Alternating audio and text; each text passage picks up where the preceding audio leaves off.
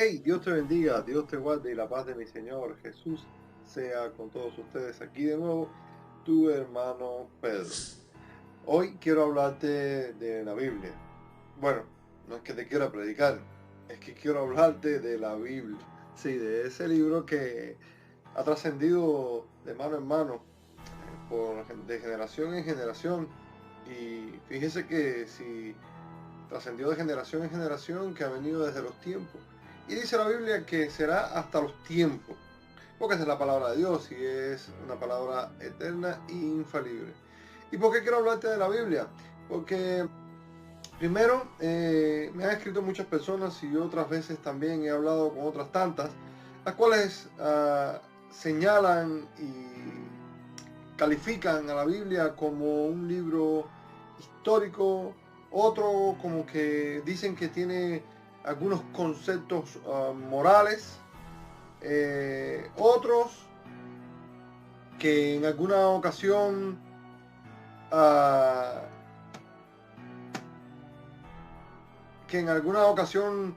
lo miran como algo despectivo y sencillo, más bien hasta las han quemado. Y definitivamente sí, el libro en sí, en sus hojas, es un libro como otro cualquiera, pero como único podremos entender este libro si tenemos al autor. Ah, hermano Pedro, pero es que el autor fueron hombres. Claro, fueron hombres, pero estos hombres fueron inspirados por el Espíritu Santo. Ah, mi hermano, pero yo no tengo el Espíritu Santo. Pues ese es el motivo por lo cual no lo entiendes. Entonces salen personas y empiezan a filosofar sin entender que la ciencia hoy no está lo suficientemente avanzada para poder corroborar si todo lo que está ahí es cierto o no. Tratando de descifrar la inmensidad de Dios con nuestras mentes finitas a un Dios infinito. Pero claro, esto tienes que creerlo desde la base de la fe.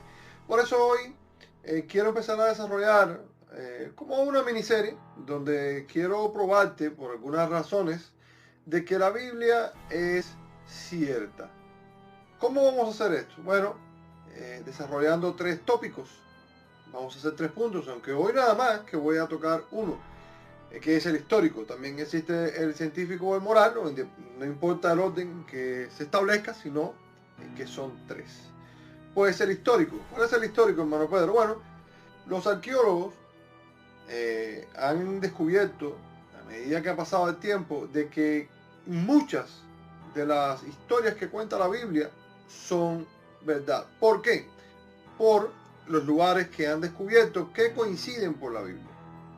De hecho, hay muchos documentales donde, por ejemplo, hay uno que está en Netflix que se llama El Génesis, donde arqueólogos, antropólogos y todos los pólogos se han dedicado a corroborar desde el ángulo bíblico, viendo todos los puntos y todos los tópicos que ahí existen, tratando de buscar los lugares más parecidos según las posiciones geográficas que da la Biblia. Pero yo quiero hablarle de algunos que les pueda ayudar para poder corroborar si esto es cierto o no.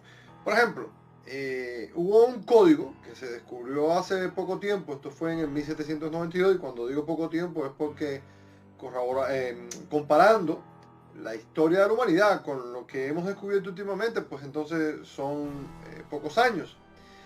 Pero en el 1792, o de 1792 a 1950, por esa fecha,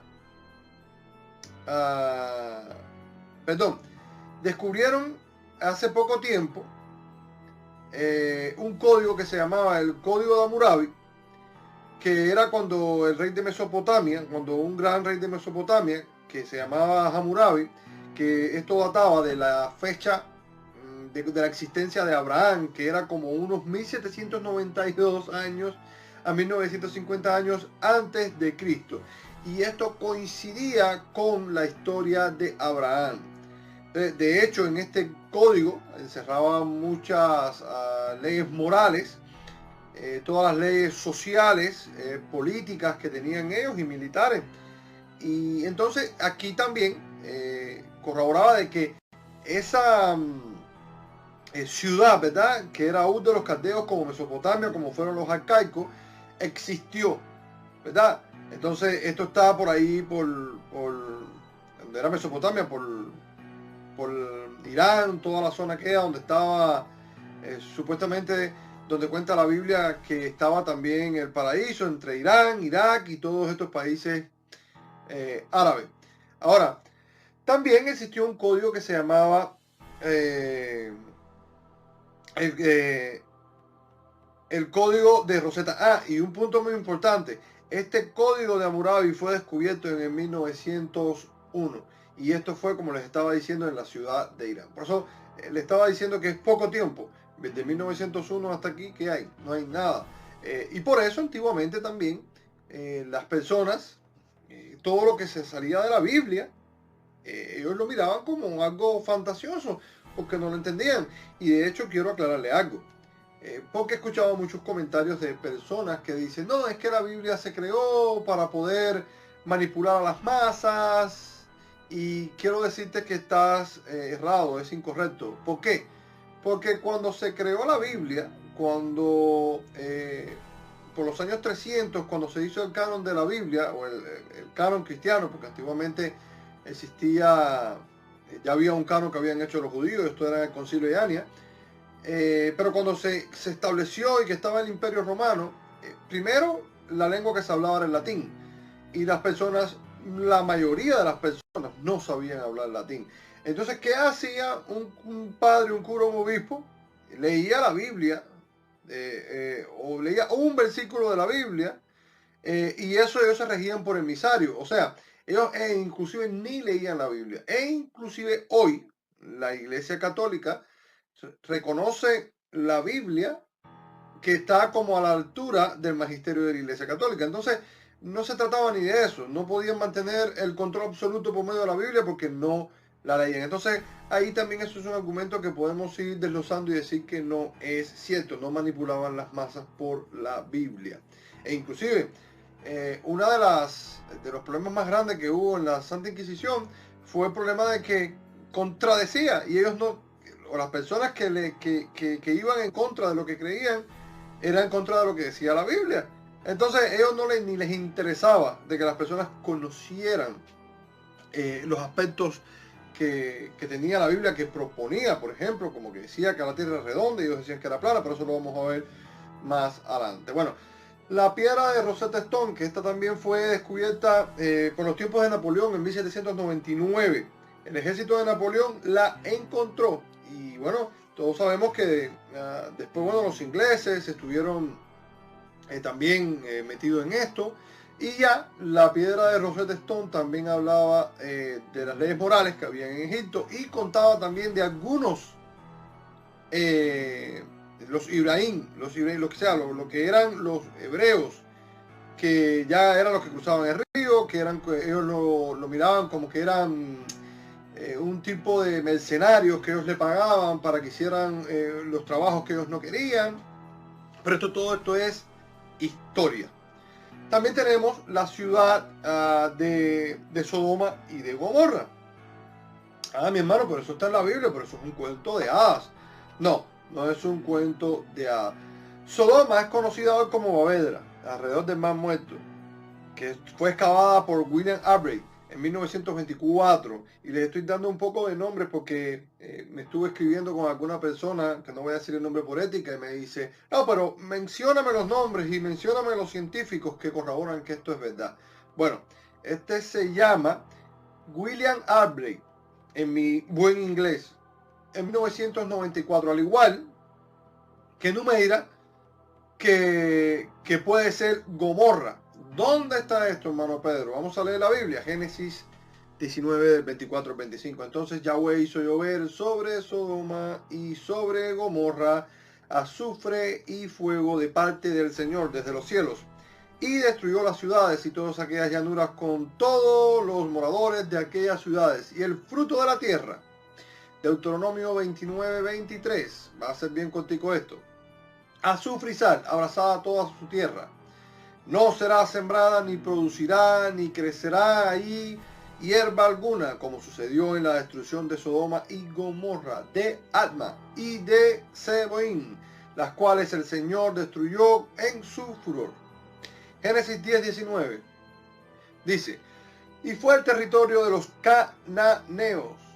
Todavía existe prueba de que los cananeos existieron, igual que también los filisteos, de donde salió también Goliat.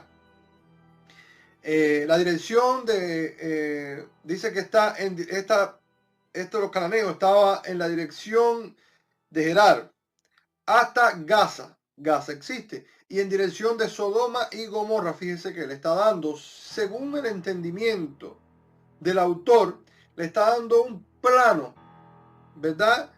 Un mapa para decirte que puede estar por aquí o por allá. Es como cuando tú no sabes una dirección y no tienes concretamente tu orientación está bien. Tú le dices a la persona, mira, yo creo que eso está en la esquina, tú doblas a la derecha y ahí hay una gasolinera y al doblarla hay una mata, al lado está la casa de fulano. Eso es más o menos lo que estaban haciendo aquí. Y si bien no está bien explícita la dirección, pues obviamente te estaba dando una dirección. Génesis 14:2 dice que estos hicieron guerra contra Vera, rey de Sodoma, contra Bilsa, rey de Gomorra, contra Sinab, rey de Adma. Ahí ya le está dando los reyes y la cronología y le está dando los nombres de las personas. Contra Semeber, rey de Seboín, y contra el rey de Bela, la cual es Zoar, ¿verdad? E inclusive hay científicos que han tratado de desmentir que fue fuego que cayó del cielo y que fue azufre, diciendo, no, porque se ha comprobado que en ese valle donde están estas ciudades había algunos depósitos de petróleo o de gas natural o de azufre o de alquitrán. Y si bien puede ser como dicen ellos, bien sí, lo que le puedo asegurar es que sí existió la ciudad y que independientemente de que haya habido los depósitos que hayan habido ahí, pues geográficamente existen las ciudades. Por ejemplo, está el caso también de Jericó. Ah, mi hermano, pero mira que cuando Josué fue a tomar la ciudad no había murallas porque la arqueología no encuentra los cimientos, pero sí está la ciudad, ¿verdad? Sí. Ah, entonces existió Jericó. Sí.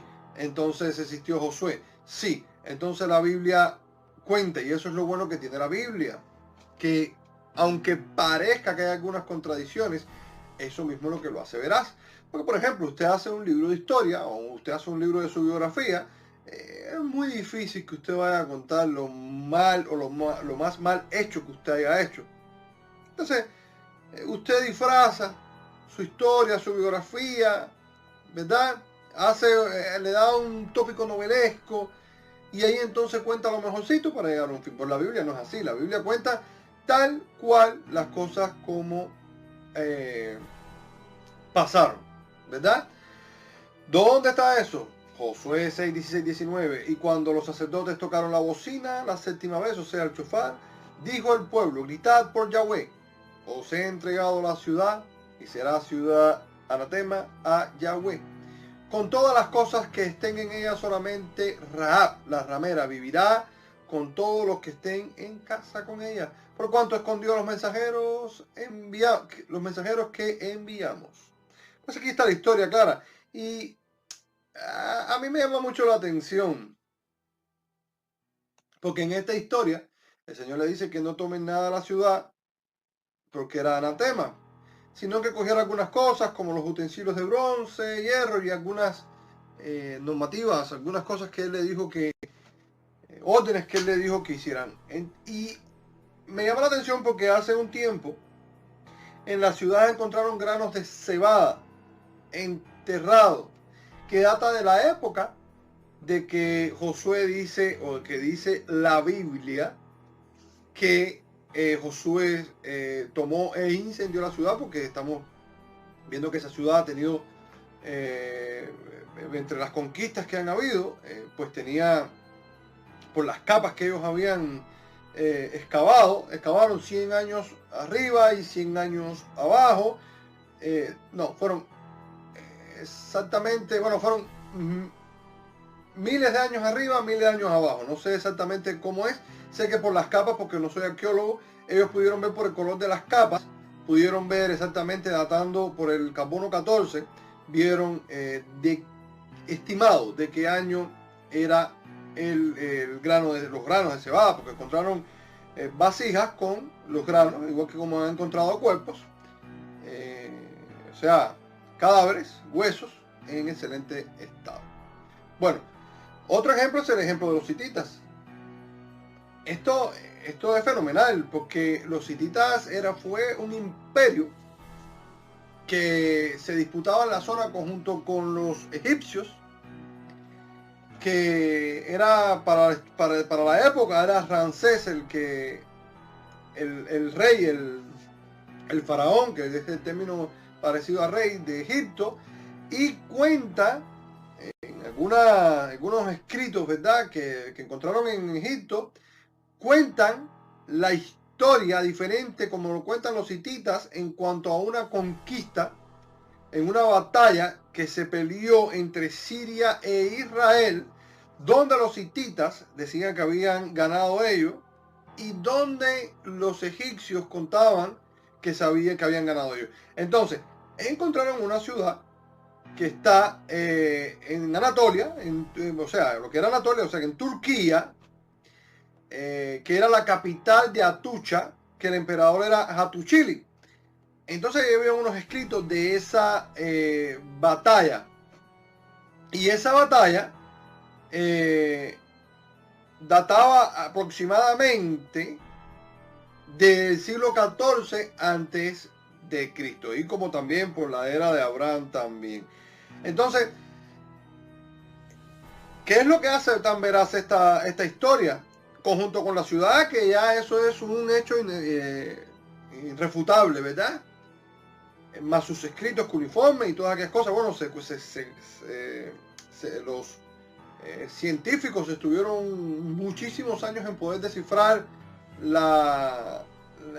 todo aquel enigma que tenían los escritos porque no lo entendían. Así mismo pasó también con la piedra de Rosetta Stone, que se cuenta que estuvieron más de 30 años pudiendo descifrar aquello porque no lo entendían en dependencia de la caligrafía y todas aquellas escrituras que tenían los antiguos. Entonces, esta ciudad, que es la de los hititas, también está en la Biblia.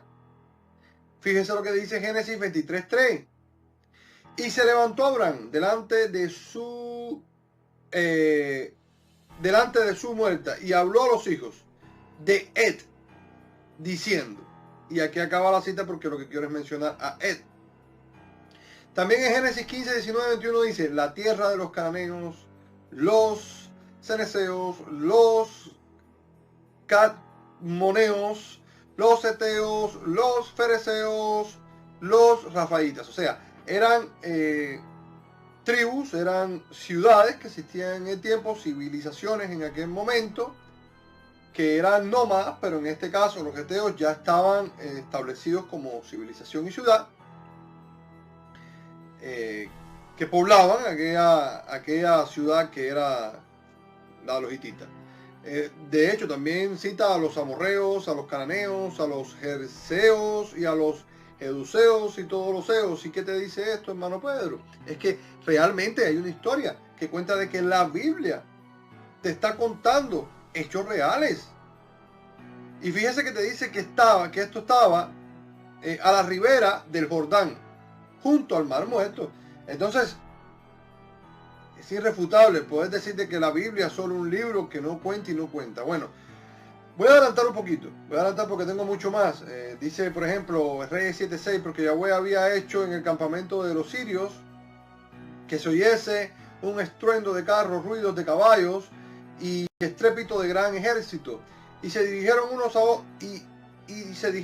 otros, he aquí, el rey de Israel ha tomado el sueldo contra nosotros. Los reyes de los eteos, o sea, los hititas, y los reyes de los egipcios, para que vengan contra nosotros, como si hubiesen hecho una alianza. Descubrieron en las ruinas de la ciudad unas tablas con escrituras cuneiformes que se describía en la batalla de Kadesh, que eso es lo mismo que yo le estaba hablando y eso es lo mismo que cuenta este pasaje. Así se llamaba la batalla que tuvieron entre los egipcios y los hititas, se llamaba la batalla de Kadesh, que unos cuentan que habían ganado uno, o los hititas, y los egipcios cuentan que habían ganado ellos, pero en fin, fue una batalla. ¿Cómo termina esta civilización hitita? Bueno, se cuenta que fue un problema por la sucesión al trono y que el mismo hijo de Atushiri fue el que lo mató y de ahí se empieza a destruir la ciudad. Entonces vamos al Nuevo Testamento, evidencias históricas de la existencia de Jesús. Ah, mi hermano, pues nadie puede decir de que Jesús no existió. Ah, no era Dios, existió. Ah, era un profeta, existió. Todo el mundo ha podido corroborar que Jesús vino a la tierra. No importa cómo haya venido, porque estamos hablando de la historia, no estamos hablando de su divinidad. Ah, hermano Pedro, ¿cómo podemos corroborar esto? Bueno, unos dicen, bueno, es que los evangelios no están completos, y respondiendo a una persona también que dice que, bueno, es que la iglesia o las personas no cuentan de que algunos evangelios estaban incompletos y que fueron rellenados. Bueno, obviamente, por el perfil del autor, usted puede completar la historia, pues obviamente, en dependencia de lo que se cuenta, usted tiene que tratar de ajustarse, como lo hicieron antiguamente los escribas y como lo hicieron de copia en copia para poder llegar aquí. Pero eso no le quita la esencia de lo que es el libro. Nadie está escondiendo nada. Ah, hermano, porque mira, Jesús nació 4 años antes de la era cristiana. ¿Nació Jesús? Ah, que no nació en diciembre.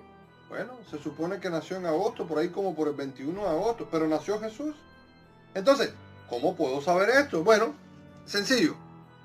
Primero podemos ir a las personas que supuestamente o que hablaron de Jesús, pero que no tenían nada que ver con el cristianismo. Porque es muy bueno, si yo quiero tapar algo, pues yo puedo hablar a favor de lo que yo quiero decir. Pero por ejemplo, como por el siglo I, existió Tácito, Plinio el Joven y Seutonio, que estos nacieron en el siglo I. Estas personas no compartían no tenían nada en común con Jesús. Sin embargo, estas personas hablaron de Jesús y estas personas eran historiadores romanos. ¿Por qué tendrían que mencionar a Jesús si no existió? Pues definitivamente es porque existió. Otra de las fuentes es Flavio Josefo, historiador que nació en el 37 después de Cristo. Flavio también, y no se llama Flavio, sino que este Flavio le profetiza a Flavio que iba a ser emperador, y después que Flavio se hace emperador de Roma, pues entonces acoge, ¿verdad?, a Josefo y le cambia el nombre. Entonces le pone Flavio Josefus. Pero evidentemente fue un gran historiador del siglo I y también menciona a Jesús. También de hecho se piensa que era un poco mercenario, porque en algún momento sirvió al Imperio Romano, después a los judíos, pero sí se sabe que conservaba sus raíces muy bien. De hecho se cree, él cuenta la revuelta de la destrucción del templo y menciona a alguien que tenía muchos seguidores y que hacía muchos milagros, y que también cuenta que en la muerte de esta persona llamada Jesús, que no lo describe como nadie divino, sino como una persona que andaba por la calle, que tenía muchos seguidores, alguien bien bacano, que murió y que estaban buscando el cuerpo de él y no lo encontraron. Y entonces ahí salen las escrituras de Flavio, pero también lo menciona, y ya era judío.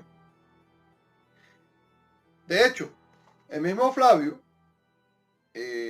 cuenta la sustitución, ¿verdad? Después que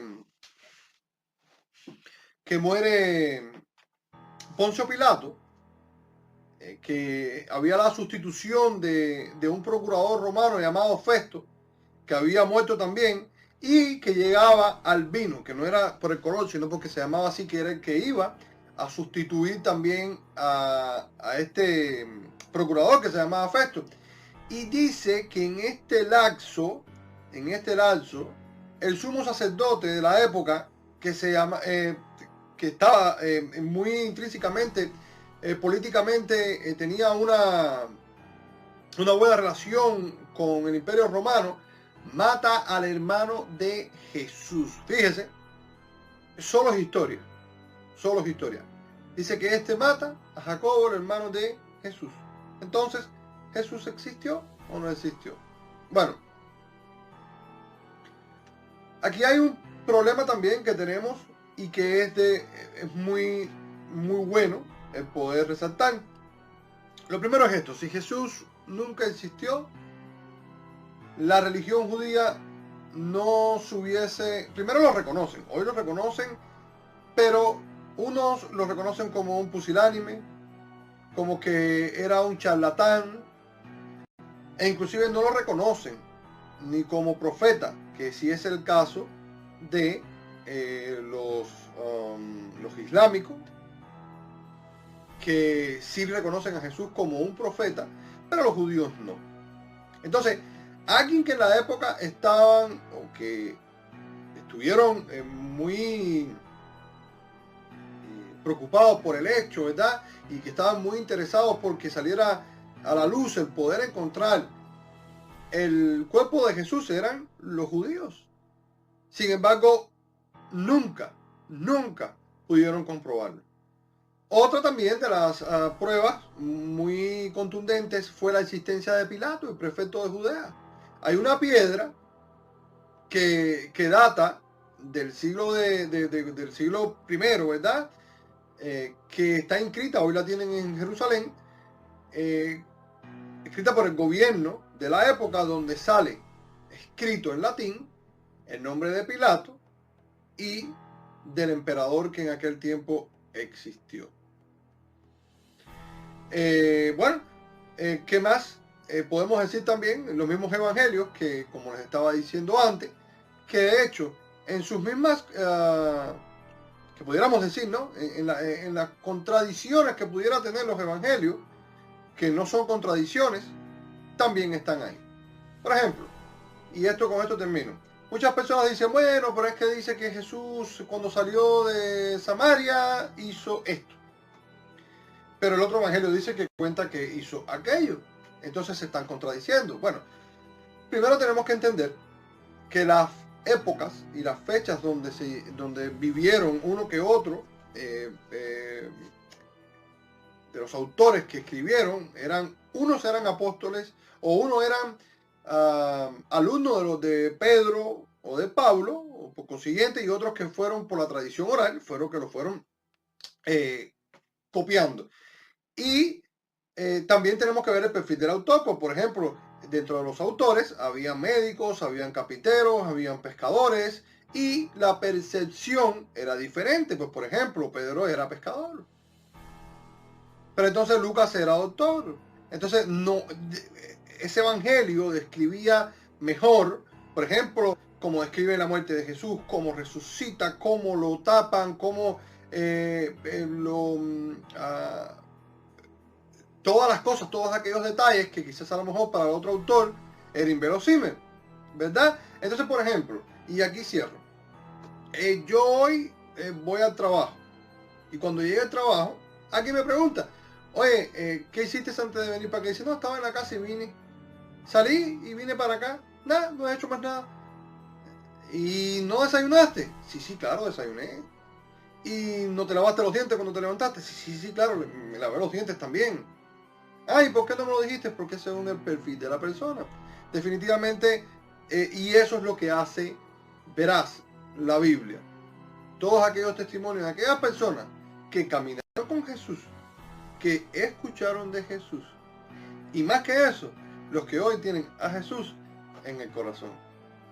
Dios te bendiga, Dios te guarde y la paz de mi Señor Jesús sea contigo.